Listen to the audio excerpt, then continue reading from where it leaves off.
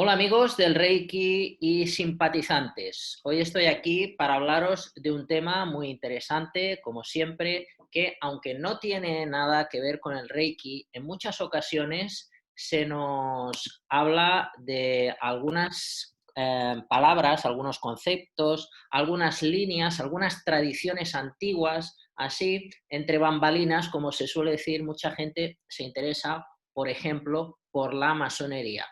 ¿Qué es esto de la masonería?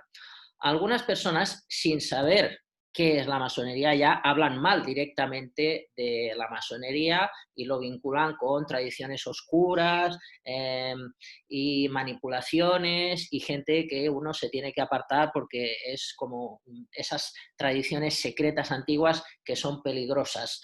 Entonces, bueno, pues para saber bien qué es esto de la masonería, aquí tengo a un buen amigo, Carlos, que además de ser un experto en masón, tiene un grado avanzado, lleva muchos años en esta tradición, es un excelente periodista, guía de turismo y gran persona.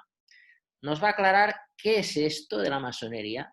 ¿Tenemos que tener miedo a los masones cuando una persona se presente como masón o cuando veamos ese compás en algún lugar? ¿Hemos de tener miedo? ¿Hemos de reservarnos para adentrarnos en planteamientos como preguntas de ¿qué es esto de la masonería?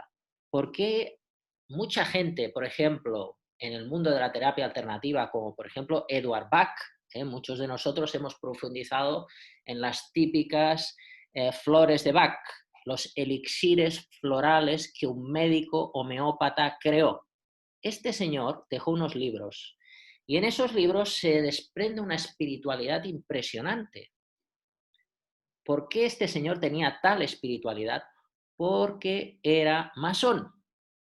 Y ahí despertó una gran espiritualidad que luego transmitió a través de los libros para dar su conocimiento en esos elixires florales para equilibrar cuerpo y mente. Pero bueno, entre otras grandes personalidades que eh, nos han acompañado a lo largo de los años, populares también en el mundo de las terapias alternativas, pues ahí vemos que si es gente de bien, por lo tanto la masonería no es algo de lo que tengamos que tener miedo. Por ejemplo, si el señor Edward Park, que lo tenemos como un santo, como una persona de bien, él era un alto grado masón, porque sé que después del 33 hay otros grados, pues este señor tenía esos otros grados. Bueno, sin más, presentaros a Carlos. Carlos, gracias por aceptar mi proposición para que nos des luz en estos temas de la masonería. Bienvenido. Pues gracias por invitarme y la verdad un lujo estar contigo, que me apetecía muchísimo. Ya sabes que te tengo en muy buen aprecio desde hace bastante tiempo y que es un lujazo escucharte porque eres un gran maestro y lo traduces en tus palabras. Así que una excelente introducción, la he disfrutado muchísimo. Bueno, gracias a ti siempre por estar aquí aportándonos tus conocimientos. Cuéntanos, por favor, qué es la masonería. Yo te la voy a definir de dos formas. La primera, ¿cuál sería el estándar, ¿no? Orden iniciática filosófica y simbólica, basada en los principios de libertad, igualdad y fraternidad. Bueno, lo que encontramos en todos los libros, que no deja de ser así, en definitiva no deja de ser un viaje iniciático que pasa por el simbolismo y la filosofía, ¿no? Y se adentra en otros secretos en función del rito en el que cada uno se encuentre. Pero, por otro lado, de una forma más simplificada, no deja de ser un camino hacia la luz y la verdad. Un camino, no el camino. Con lo cual, evidentemente, lo que, por ejemplo, llevas profesando tú desde hace un montón de tiempo, como puede ser el Reiki o terapias alternativas, no dejan de implicar que son otros caminos que también conducen hacia la misma luz y verdad, ¿no? Así que, por lo tanto, la masonería no es la panacea, no es la gran verdad, simplemente es un camino más que cada uno recorrer para llegar al mismo sitio donde se encuentran otros. Así que cada cual elegirá el camino que crea más oportuno. Bueno, entonces está clara con tu definición que la masonería, la misión de la masonería es traer luz al mundo y equilibrio a la persona, equilibrio en cuerpo, mente y espíritu. Entonces, no hay nada de lo que tengamos que temer. Nosotros no, pero existen unos poderes fácticos que han existido a lo largo de los siglos, y ahí está desde la Inquisición hasta este nuevo orden mundial, donde existe esa economía global, que es la que conduce o maneja los hilos del funcionamiento de la sociedad, donde, bueno, pues no interesa que haya gente que tenga ese conocimiento, esa luz, y por lo tanto dispondrá de todos los elementos para quitárselos de encima, ¿no? Entonces la masonería ha sido muy denostada por esos poderes fácticos, al igual que otras personas, otros grupos, ¿no? Precisamente porque es molesto que haya gente que traiga la ilustración, que traiga la verdad, que traiga el conocimiento, que traiga la luz, ¿no?, a la sociedad. Y entonces, bueno, en definitiva la masonería lo que ha hecho es eso, es adquirir ciertos conocimientos que después cada uno es libre de llevárselos a esa sociedad que está allá afuera y poder compartirlos con los demás. Es una orden secreta. Discreta.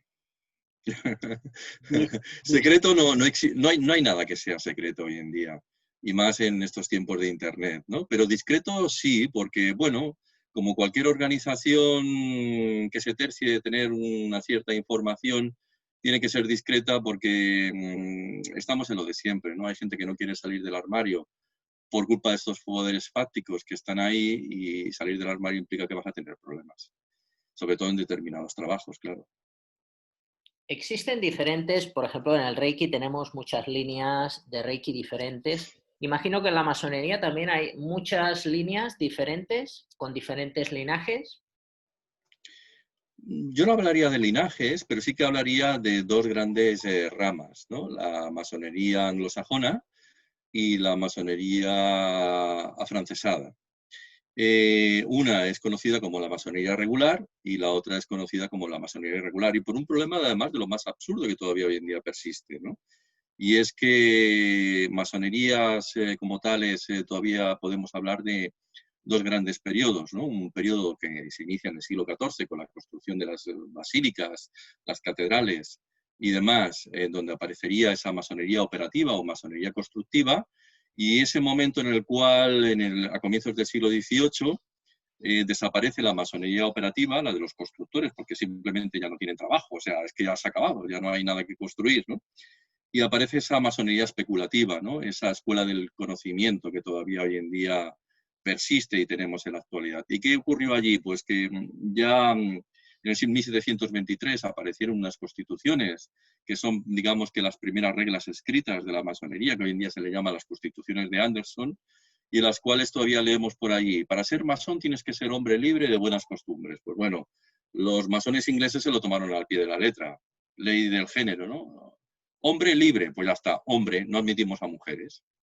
Claro, otros dijeron, no, perdona, cuando hablamos de hombre hablamos de ser humano, ¿no? De persona, no hablamos de género masculino. Por lo tanto, aquí aceptamos a mujeres. Y por lo tanto existe otra ramificación, que hoy en día se llama irregular porque no sigue los principios de la Constitución de Anderson, que es la otra masonería, que es la mixta de hombres y mujeres, donde es muy interesante porque ver la vida desde una sola perspectiva a mí personalmente me parece absurdo, y evidentemente donde hay masculino y femenino, donde hay femenino y masculino, que es un gran principio hermético, ¿no? Y a mí me interesa, esa es donde mejor me encuentro, y aparte en ese tipo de masonería se tiene en cuenta el hermetismo, se tiene en cuenta la alquimia, se tiene en cuenta el esoterismo, mientras que en la otra solamente aparece ese cientifismo más radical, ¿no? Entonces, que yo estoy a favor de la ciencia, o sea, no la descarto para nada, ¿no? Pero ¿qué quiero decir? Existen más cosas aparte de la ciencia, creo yo, ¿no? ¿Nos puedes un poco describir la imagen que tenemos en pantalla? Esto es lo que se denominaría una plancha de trazado, donde aparece una serie de símbolos. Y bueno, pues en esos símbolos cada uno los puede interpretar de forma diferente. Lo que tiene de bueno la masonería es que no existe una única forma de interpretar el simbolismo o la hermenéutica, ¿no? sino que cada cual le puede sacar la interpretación que quiera. Aquí, por ejemplo, ves el compás y la escuadra, además colocados de una forma muy particular, que nos habla de ese grado de maestría y donde vemos que el compás y la escuadra siempre, siempre, siempre simboliza ese principio hermético que dice lo que es arriba es abajo, lo que es abajo es arriba. La dualidad, ¿no? Famosa, cuando hablábamos del antiguo Egipto, la duat, ¿no? Lo que está en el mundo de los dioses también lo encontramos en el mundo de los humanos. Bueno, pues ahí tienes ese principio hermético en forma de compás y escuadra, que no dejan de ser herramientas de constructor, porque fíjate que como los masones se denominan así del francés franc-maçon, que significa constructeur, ¿no? Constructor, pues, ¿qué van a utilizar? Para realizar símbolos, por las herramientas que tenían en aquel momento, pues para construir. Bueno, otra de esas herramientas, aquí lo vemos, es esta especie de escuadra, ¿no? En forma de triángulo.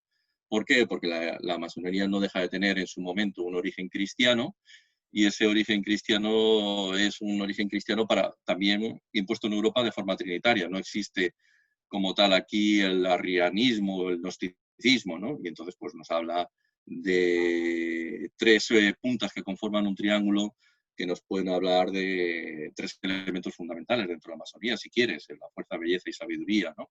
También nos habla no es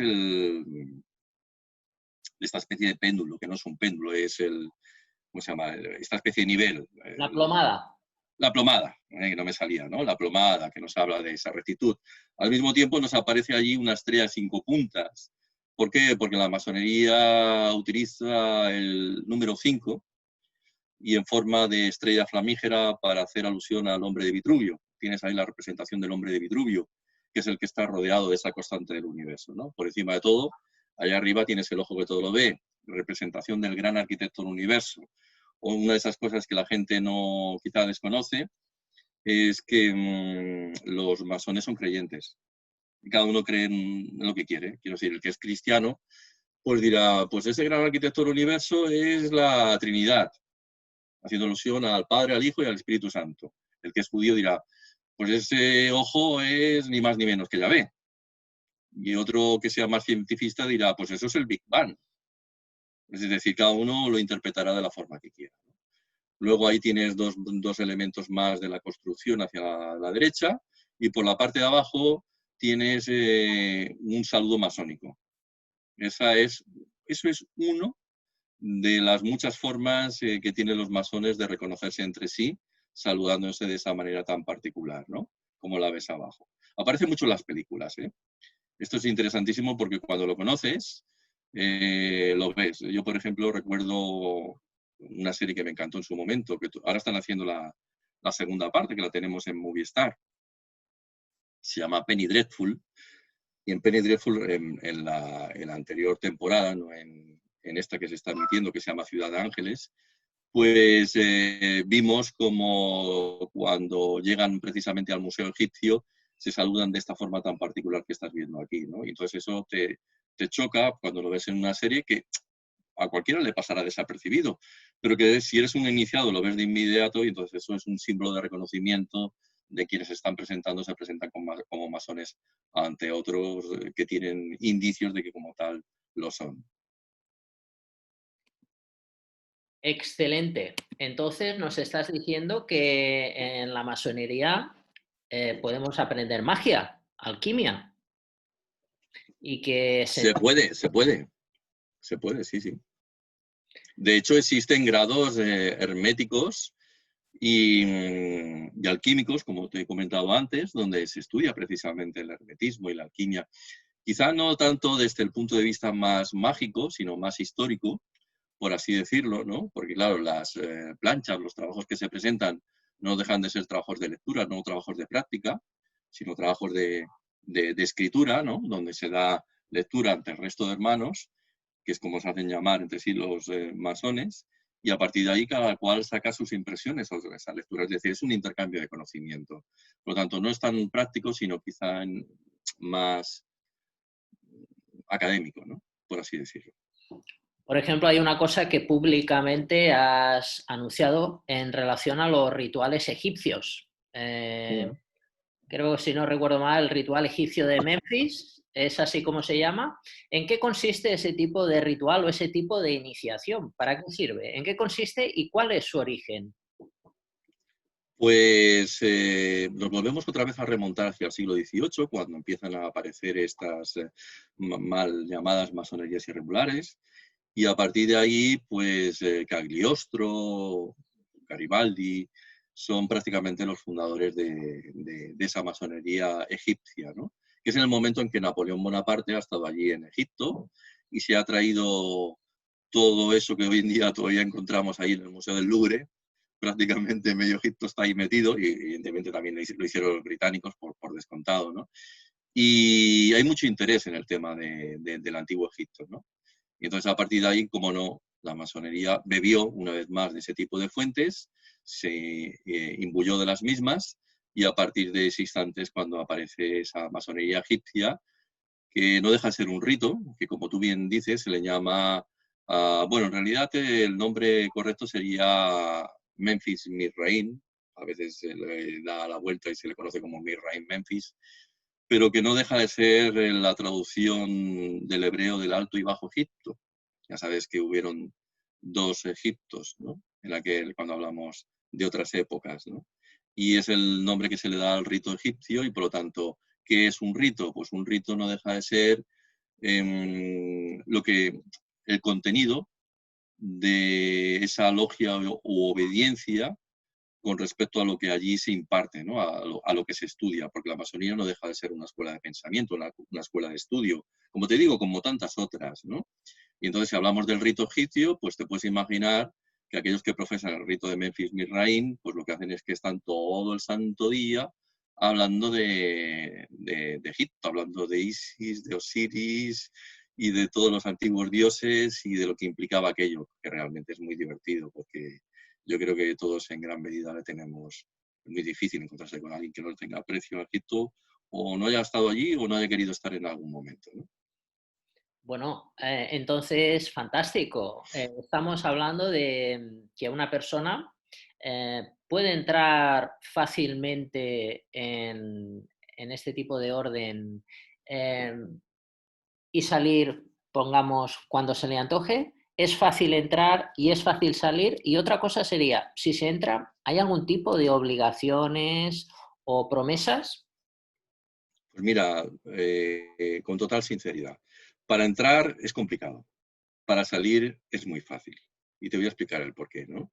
Primero porque se lleva a cabo una criba inicial con respecto a que aquel que lo solicita, que por cierto, los masones no quieren hacer proselitismo, de modo que no te vas a encontrar una web donde veas formulario para inscribirte a la masonería. Cualquiera lo busque por ahí, ya verá que si encuentra una de estas logias por internet, no existe ese formulario, ¿no? ¿Por qué? Porque el proselitismo implicaría, mira, ves, me han invitado a una tenida, porque hay tenidas donde puede entrar todo el mundo, las famosas tenidas blancas, y me han intentado convencer para que entre allí. No, nadie te intenta convencer de nada. Eso es algo que tiene que salir de ti mismo, como diciendo, mira, pues lo que habla esta gente es interesante, es curioso, así que me gusta, ¿por qué no intentar meterme ahí? Entonces lo solicita, ¿no? Lo solicita formalmente con una carta, imagínate, hoy en día con un correo electrónico. Pero una vez se lee, aquí, tenemos aquí un solicitante, ¿no? Y el que hace de presidente de la logia venerable o la venerable, tanto sea hombre o mujer, y dice, ¿y qué dice esa carta, ese correo electrónico? Pues dice que tal, tal, tal.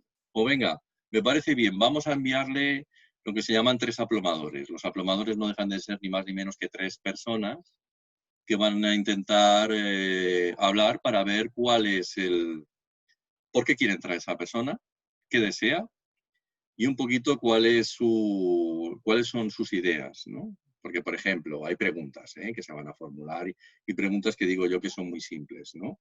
Que nadie se espere que es que te van a mirar a ver cuánto tienes en tu cuenta corriente, porque no va por ahí la cosa, ¿no? Pero sí que va en el sentido, o funciona en el sentido de que te hacen preguntas tan extrañas como ¿qué opinas del aborto? ¿Qué opinas del divorcio? ¿Te caen bien los gays? Porque en función de las respuestas que des, si tu pensamiento es extremadamente cerrado, es decir, no es para nada aperturista. Si a mí tú, por ejemplo, me dices, ¿qué opinas de los gays? Y me dicen, pues estos son todos unos maricones, evidentemente esto significa una cruz así de grande y no vas a entrar para nada, ¿no? Es decir, tienes que ser una persona amplia de miras, una persona que esté dispuesta a escuchar y respetar a los demás. Si realmente pasas esa aprobación por parte de 3 personas y después se vota, porque una cosa que le ocurre a la masonería es que parece Podemos, es totalmente asamblearia y todo funciona por votación constante.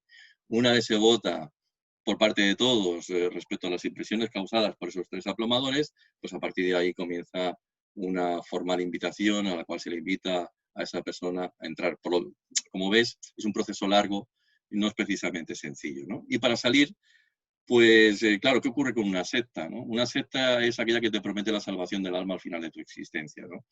La masonería no tiene religión, cualquiera puede entrar ahí dentro independientemente de la religión que profese, y en una secta lo que ocurre es que te lo ponen todo muy sencillo y te lo ponen todo tremendamente complicado para salir. Todos en gran medida hemos encontrado algún familiar o algún amigo que a lo mejor haya entrado en alguna secta y después le dicen que no puede hablar con su familia, que no puede mantener contacto con algunas personas. Hay algunas de estas pseudo religiones que no se consideran sectas, pero que se comportan como tal, como es el caso de los testigos de Jehová, ¿no?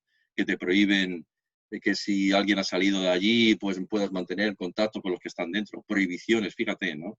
Cuando hablamos de una sociedad aperturista, que todavía existan estos movimientos que te impiden mantener contacto con los tuyos, ¿no? La masonería, el día que te quieres ir, tú no eres una persona que como masón te identificas como libre pensador. Por lo tanto, a un libre pensador le tienen que decir qué es lo que se tiene que comportar o cuándo se puede ir. No, por lo tanto, el día que se quiere ir, oye, que me quiero ir. Entonces hay dos formas de salir. ¿Te quieres ir definitivo o te quieres coger una excedencia? No, me quiero coger una excedencia. Bueno, pues hay una forma y el día que quieras pues ya volverás, ¿no? No, quiero irme ya definitivamente porque mira, me quiero retirar. Bueno, pues adiós. Los masones te van a llamar o te van a incordiar, oye, bueno, vuelve, no, no, para nada. O sea, quiero decir, es un libre pensador. Tú tienes que tomar tus decisiones personales y que tienen que ser, y esas decisiones tienes que asumirlas. Es decir, la persona que comete un error tiene que aprender de esos errores. Por lo tanto, tiene que ser consecuente con sus actos.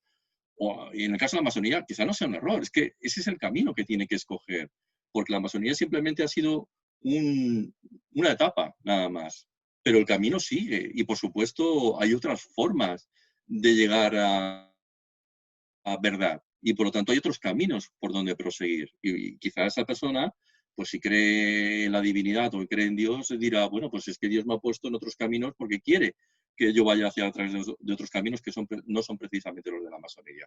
Por lo tanto, como digo, es muy, muy fácil de salir. En cuanto a las obligaciones, la única obligación que hay es que estás en una asociación, porque desde el año 78 el Tribunal Supremo Español reconoció las logias como asociaciones.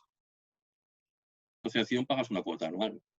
Bueno, pues tienes que pagar la cuota anual, que en función de dónde te encuentres será más barata o más cara, pero es tu única obligación. ¿Por qué? Porque hay que pagar el alquiler del local, hay que pagar la luz, el agua y todas esas cosillas. Y entonces, pues bueno, ¿qué le vamos a hacer? No queda otra, ¿no? Y ya está.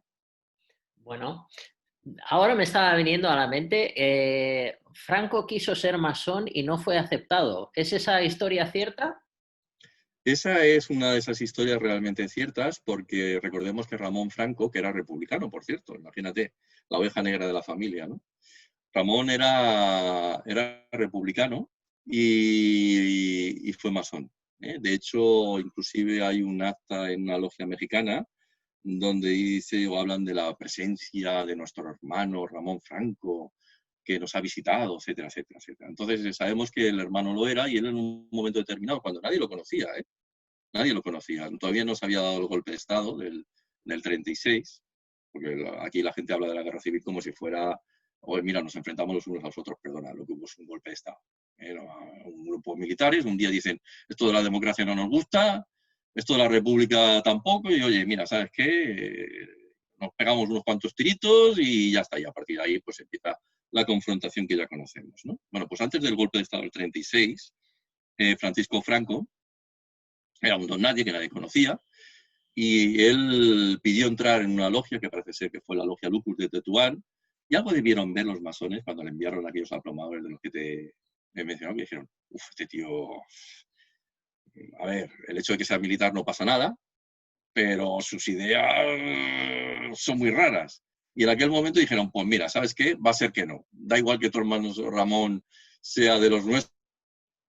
A partir de ahí, pues él era como alguien despechado, ¿no? Lo primero que hizo al llegar al poder, una vez ganó, porque el golpe de Estado siempre dieron los militares y por eso ganaron, porque el pueblo no tenía armas, pues, pues bueno, cuando él llega al poder, la primera instrucción que da es, pues nada, que hay que aniquilar, hay que acabar con todos estos que quieren romper España, ¿no?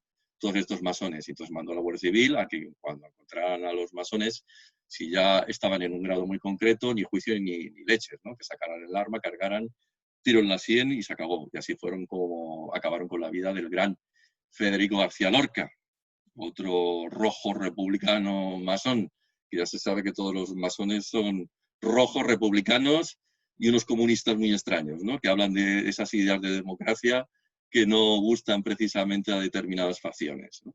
Y que yo estoy de acuerdo en esa definición, porque prácticamente cuando hablas con los masones, podríamos decir, estos son todos unos rojos republicanos, ¿no? Porque hablan de ideas muy libertarias, ¿no? No es precisamente lo que muchos se creen, ¿no? Pues además, esto que estás contando, que es un poco fuerte, no hace tanto que pasó. ¿En qué año estamos hablando que Franco decidió fusilar a todos esos maestros masones? ¿De qué época estamos hablando? Pues estamos hablando de que cuando finalizó la guerra fue ya en el 39 y de que a partir de ese instante, no recuerdo cuando se constituyó el Tribunal de la Represión contra la Masonería y el Comunismo, lo podríamos buscar por ahí por la Wikipedia, y ese Tribunal de la Represión contra la Masonería y el Comunismo es el que se encargó de buscar a todos estos masones, que aquello era prácticamente una caza de brujas, porque si masones en España o en aquella España pudieran haber, por decir algo, unos 4.000, pues hoy en día todavía los famosos papeles de Salamanca, encontramos más de 10.000 casos abiertos. A ver, alguien me explique si eran 4.000, ¿cómo es que tenemos 10.000 casos abiertos? ¿Qué pasó ahí? Bueno, aquello, pues lo que pasó es que aquello se convirtió en una caza de brujas. Tus vecinos te podían decir, este es masón, ¿para qué? Porque te tengo manía, quiero quitarte de en medio. Digo que eres masón, así te abren una orden de busca y captura y si puedo, pues te fusilan y te quitan de en medio. Y aquello fue una auténtica caza de brujas y una cacería contra gente que no tenía nada que ver, pero que por desgracia acabó en manos de esta dictadura, ¿no? A los maestros de Reiki también nos habrían fusilado en aquella época. Seguro. Y más la iglesia, por descontado, que la iglesia ya sabes que dice que todos estos que practican el Reiki lo único que hacen es el mal, ¿no? Sí, el reiki, la meditación, el yoga son cosas del diablo para algunos Sí, sí, sí. Sí, para cristianos. muchos papas, para muchos papas, que además todavía creo que era Juan Pablo II, ¿no? Hablaba mal del Reiki. Y creo que, y Benedicto XVI también llegó a tener alguna de estas, bueno, alguna de estas salidas públicas que él tenía donde hablaba mal del Reiki. Una pena. Pero también te tengo que decir que tengo algún amigo, cura, japonés, cura cristiano japonés. Entonces ya, y por supuesto tengo algún otro brasileño que ponen símbolos de Reiki, hacen misa y ponen símbolos de Reiki en las misas del domingo. Bueno, que no se enteren los obispos, que si no acaban fuera, ¿eh? Se venden como curas. Bueno, pues entonces, mira, te voy a hacer una última pregunta comprometedora. Claro. Yo creo que llevas ya muchos años y has visto muchas cosas en esta logia. ¿Es la Memphis Miss Rain? ¿Lo digo bien? Es el rito en el que yo, el rito que yo profeso. No es el nombre de la logia, Vale. sino es el rito que yo profeso. Entonces, ¿has visto alguna cosa que no te haya gustado a lo largo de todos estos años como masón, como persona? ¿Ha habido algo que no te haya gustado en esta asociación o en esta organización? Como orden iniciática, por decirlo de alguna manera, no, me encanta, sobre todo yo cuando más disfruto es cuando hay tenidas de filosofismo. Uf, las disfruto, porque hay gente que te habla de filosofía y uf, yo creo que a todos los que nos gusta la filosofía, el hecho de encontrarte algún profesor o alguna profesora dándote una lección magistral sobre filosofía, bueno, yo creo que todos las disfrutamos, ¿no? Ahí es cuando más disfruto. El simbolismo, evidentemente, también me gusta, ¿eh? Y el hermetismo, la alquimia también. Pero yo particularmente cuando más disfruto es en tenida filosófica, ¿no? Quizá lo que no me gusta en muchas ocasiones es esa parte de secretismo, ¿no? O parece destilar el secretismo. No es mi caso porque como yo hago rutas por Barcelona, tengo una especie de tour donde invito a la gente a la asistencia a una logia, para que la vea, para que la conozca, y entonces el simbolismo deja de estar, porque la gente entra ahí dentro y le explico cómo funciona el simbolismo de una logia, ¿no? Entonces, esa parte siempre he pensado que, yo no sé todavía porque hoy en día algunos masones, yo no digo todos los masones, algunos masones se empeñan en buscar todavía o dar ese aire de secretismo, ¿no? Porque dicen que, claro, no todo el mundo está preparado para contemplar ese conocimiento. Yo creo que bueno, que deja que cada cual juzgue si está preparado o no está preparado. Quiero decir, el conocimiento está ahí y es interesante compartirlo con los demás. Esa especie de secretismo que todavía hoy en día se destila, no siempre, no todos lo hacen, bueno, pues eso quizá a mí me pueda en ocasiones molestar, ¿no? Me molesta o me incordia un poquito la masonería regular. ¿Por qué? Porque no concibo que existan todavía masones que se creen que son eh, el origen de todo, y digan que, bueno, que ellos son los auténticos masones y todavía tengamos logias donde las mujeres no puedan entrar. Vamos a ver, perdón, estamos en el siglo XXI y las mujeres, evidentemente, son las que en estos momentos gestionan mucho mejor que el hombre en la sociedad. Y por lo tanto, la mujer tiene un papel más preponderante, ¿no? en lo que es el siglo XXI. Entonces, la mujer tiene que estar sí o sí. Se mete eso en la cabeza a los masones regulares de una puñetera vez, ¿no? Y nada más. Luego a veces es lógico también que cuando se pasan muchas horas, pues hay algunos sitios donde en tenida pues pueda haber alguien que se moleste por lo que ha dicho fulanito y se le recrimine. Y yo siempre digo, cuidado, esas cosas no deberían existir. Quiero decir que cuando existe esa sintonía, esa armonía, ese egregor, todos tienen que estar a una y todos se tienen que sintonizar y ayudar, ¿no? Y a veces pues, puede ocurrir que sale esa parte más visceral y humana de todos y cada uno de nosotros. El buen masón es aquel que es capaz de escuchar y de respetar a los demás independientemente de las opiniones que tenga, ¿no? Entonces, para mí eso es fundamental en un masón, el que sea alguien que sea capaz de comprender y entender distintas opiniones a la suya, porque cada cual tiene una opinión distinta y no tienen que ir todos a la par, ¿no? Por lo tanto, como te digo, yo no he visto nada que sea algo extraño en todo esto. Y cuidado, hay mucha gente que me dice, claro, porque tú debes ser un aprendido, debes estar en grados bajitos. Perdona, tú no sabes, yo no te he dicho dónde estoy, pero si quieres te lo digo y yo no tengo ningún problema. Estoy en el grado 30, me faltan 3 para 33. Y la verdad es que cuando llega al 33 ya sé lo que va a suceder. ¿Cuál es el gran secreto de la masonería? Pues el gran secreto de la masonería es que no hay secreto. Ese es el gran secreto de la masonería. Eso es lo que va a suceder. Por lo tanto, pero entonces, pero tiene que haber algo más. No te imagines nada oculto. La masonía simplemente ha sido una escuela de pensamiento a lo largo de los siglos. Y evidentemente el que tiene el conocimiento es alguien que es perseguido precisamente por disponer de ese conocimiento que no está al abasto de todo el mundo. Y eso molesta a determinadas facciones.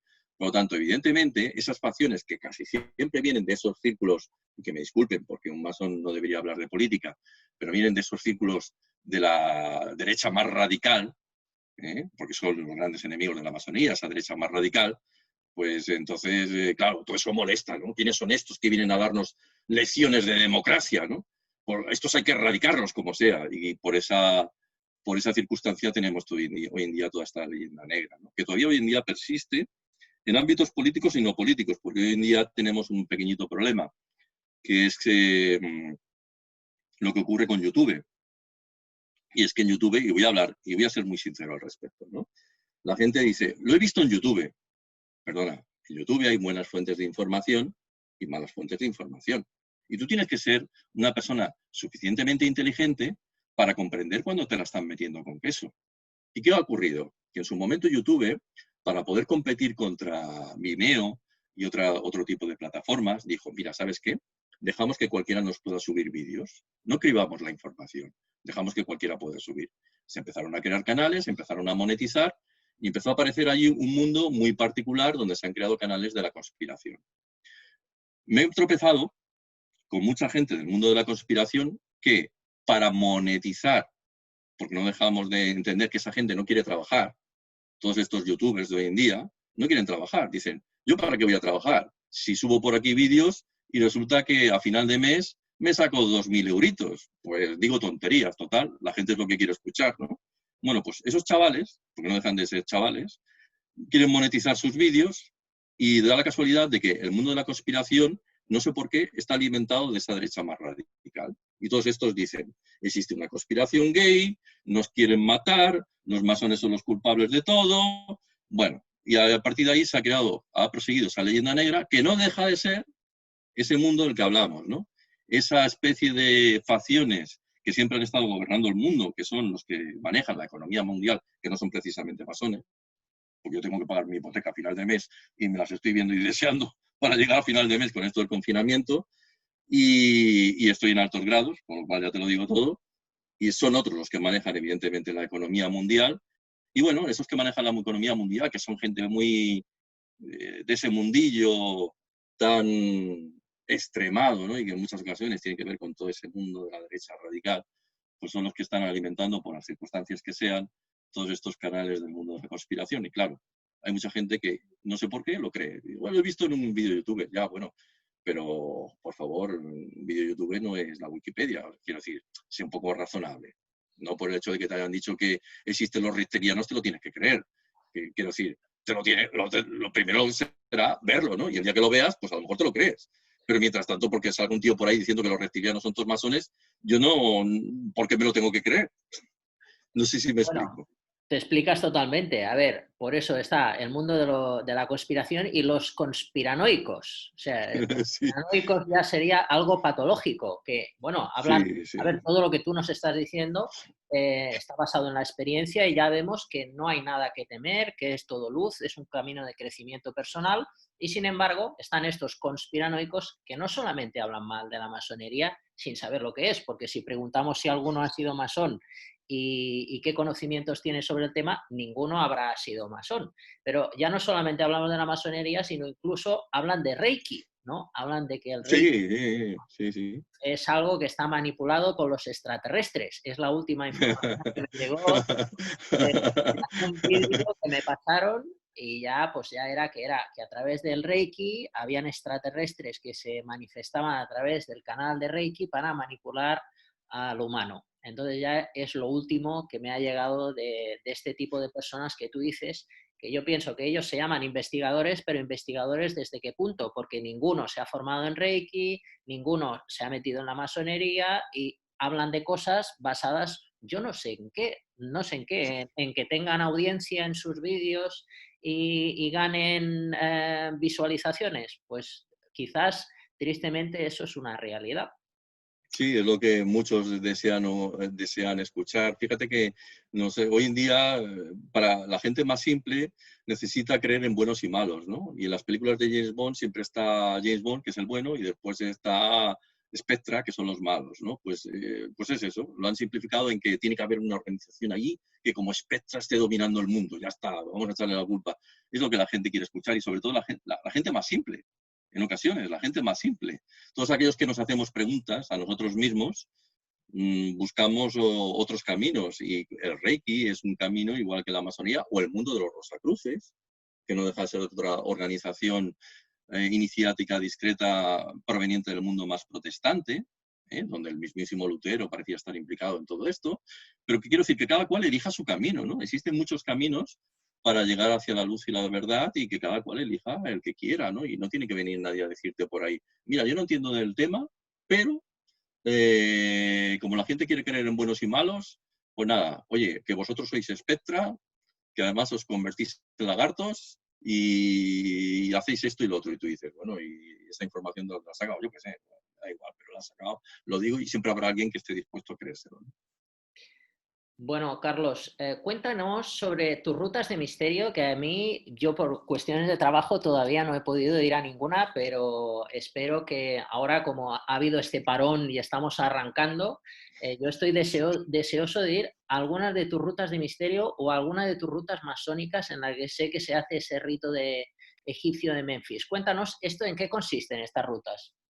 Pues mira, es una página que hace 10 años que lleva funcionando, bueno, una página, una empresa, porque es una sociedad limitada que se llama Planeta Insólito. Cualquiera la puede buscar por internet, Planeta Insólito, irá planetainsólito.es y allí contemplará pues las rutas que voy a comenzar a realizar a partir de este próximo fin de semana, porque bueno, ya estamos saliendo de todas estas fases y llega el momento de divertirnos, porque probablemente el que crea en Dios pues dirá, Dios mediante, no vuelva a suceder, pero es probable que hacia septiembre, octubre tengamos rebrote y, oye, pues mira, pues aprovechemos, ¿no? Que nos queda julio, agosto y un poco de septiembre, pues salgamos ahí afuera, divirtámonos, salgamos un poquito, ¿no? Pues ha llegado el momento de salir, de divertirse y ya que no podemos viajar porque no es el año, pues volveremos al mundo este de las rutas y hay rutas muy interesantes para conocer la ciudad de Barcelona. No solamente hago por Barcelona, también hago por Girona y en verano me suelo ir al sur de Francia por el tema de los mitos que hay allá sobre la figura de María Magdalena y la presencia de María Magdalena en la Provenza y de su llegada supuesta a un pueblecito llamado Relesatón, ¿no?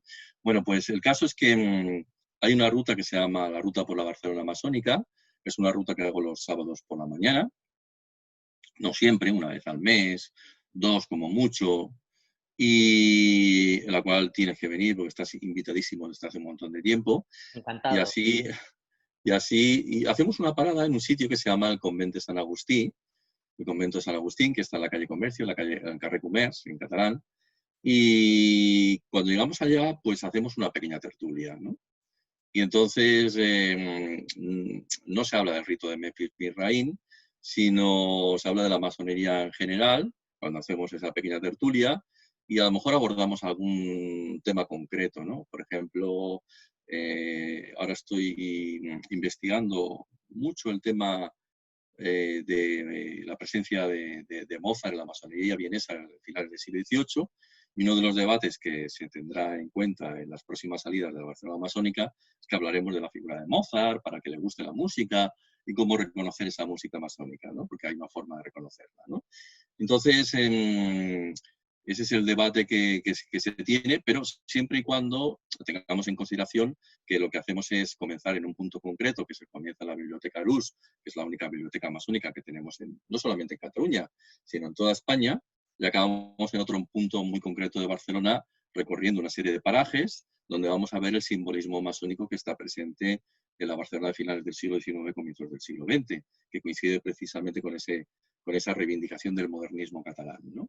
Y entonces vamos viendo pues ese simbolismo, yo le voy explicando a la gente qué significa tal o cual cosa que vayamos viendo, dejada ahí por esa impronta de esos arquitectos masones, como digo, finales del siglo XIX, comienzos del siglo XX, y bueno, es una forma de pasar un rato, de adentrarnos en ese mundo misterioso y oculto que a todos nos gusta, ¿no? Los que estamos en estas cosas, echamos un ratito, unas risas, lo pasamos bien, nos conocemos, nos vamos a tomar un café allí al convento de San Agustín, hacemos un poquito de tertulia y oye, que si quieres venir otro día bien y que si no, pues encantado de haberte visto y a veces incluso haces algún buen amigo que vas viendo a lo largo del tiempo, ¿no? Entonces, me lo paso muy bien, la verdad, y las rutas son muy bonitas por eso, ¿no? Por ese acercamiento con la gente que le gusta pues todo este mundo del misterio.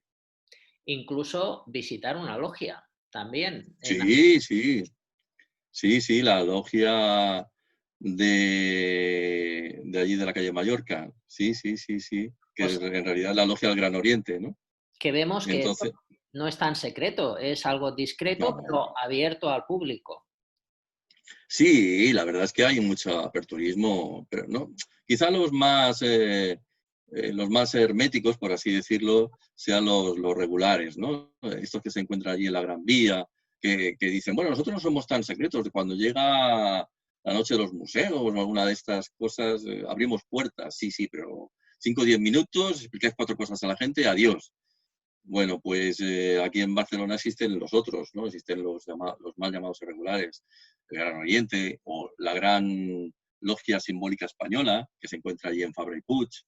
Y estos, oye, están, además la Gran Logia Simbólica Española es preciosa, es que es un lugar que lleva 3 años abierto, el nuevo edificio donde se encuentran, y claro, el nuevo edificio es domótico, de aquello que mientras vas paseando se te van encendiendo las luces, y entonces es muy bonito, es que es algo impresionante ver aquello, ¿no? Y entonces no es tan secreto, la gente puede ver estas cosas y la Gran Logia Simbólica Española, el Gran Oriente, cada 2 por 3 hacen tenidas blancas, con lo cual la gente puede asistir. Ahora no es el momento porque los masones ya se van, funcionan por temporadas como los niños, ¿no? Termina la temporada en junio, ya se terminó, el solsticio de verano es el final, porque es la fiesta de la festividad de los masones, la fiesta de San Juan Bautista, igual que existe la otra fiesta del solsticio de invierno, que es la fiesta de San Juan Evangelista, y bueno, pues ahí es cuando se acaba. ¿Y cuando se empieza el nuevo curso? En septiembre. Pues en septiembre es cuando volverán todas las logias. Por lo tanto, es el momento en el cual pues, la gente, si quiere, oye, que venga a verme y yo le invito a una tenida blanca gratuita, que no tiene que pagar ni nada. Que venga a ver simplemente cómo es. Que Sí, yo sí. encantado de que la gente venga. Porque yo sé que esto no es una cuestión de pagar grandes cantidades de dinero para obtener el conocimiento, es lo que tú decías. Creo que además es totalmente gratuito, es una enseñanza que se da gratuita y lo único que se paga es una cuota, en algunas veces me han dicho mensual, tú has dicho anual, pero es una pequeña cuota. Sí, sí, en muchos casos va a ser mensual. Algún otro tengo entendido que lo hace de forma anual, pero es por el pago del mantenimiento de la asociación y del pago de todo lo que haya que abonar a la sociedad, ¿no? Porque, claro, para estar de forma legal, pues tienes que llevar a cabo tus cuentas, tienes que de forma anual también pagar tus impuestos y, bueno, pues todo eso, evidentemente, hay que costearlo entre todos y poco más que decir. Que en algunos casos yo digo, ¿y cómo lo hacen? La Gran Logia Simbólica, ¿sabes cuánto costó hace 3 años construir esa que en realidad era un parking? Y lo adecuaron para convertirlo en la Gran Logia Simbólica. Tengo entendido que costó casi cerca de 1 millón de euros. Yo todavía hoy en día digo, ¿de verdad pagando las cuotas logran pagar a final de mes el préstamo, el préstamo de ese sitio? Yo me asombro de cómo lo deben hacer para poder llegar a final de mes y pagar, porque es que no hay otra fuente de financiación, ¿no? Y entonces, bueno, pues no queda más remedio que hacer. O sea, que no es un coste por el conocimiento, es un coste por el mantenimiento. Deben de haber muchos socios.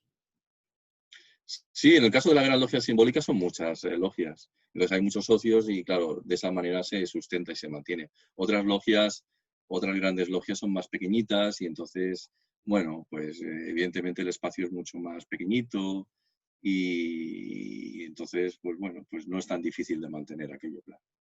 Bueno, Carlos, pues muchas gracias por tu testimonio, ha sido de gran valor y espero que nos veamos pronto en una de estas rutas de misterio y que todos nuestros amigos del Reiki simpatizantes se apunten a estas excursiones. Sí, yo creo que nos debemos ver tú y yo allí, como digo, en el convento de San Agustín, nos vamos a tomar tú y yo un cafetito, el mío con soja, porque yo soy vegetariano, Ah, perfecto. pero vamos, que tengo muchas ganas de que vengas, de verdad. Yo también me lo tomo de Me soja. apetece mucho. ¿Tú Bueno, también? sí, sí, sí, también tengo esa tendencia vegetariana, aunque no es obligatorio en el Reiki, no es obligatorio, una persona puede comer lo que quiera, pero yo tengo esa tendencia vegetariana también. Pues mira, ya somos dos. O sea, mejor evidentemente nos vamos a encontrar. Cualquier cosa que nos pidamos por allí, pues bueno, va a ser de ese tipo de vida que llevamos tú y yo. Bueno, un fuerte abrazo, Carlos. Un gran abrazo fraternal para ti, oye, y para los que nos están escuchando y viendo, ¿no? Un gran abrazo a todos ellos y que estaremos encantados de que algún día podamos compartir una mesa para poder hablar de estas cosas que nos gustan. Gracias a todos por escucharnos. Hasta el próximo programa.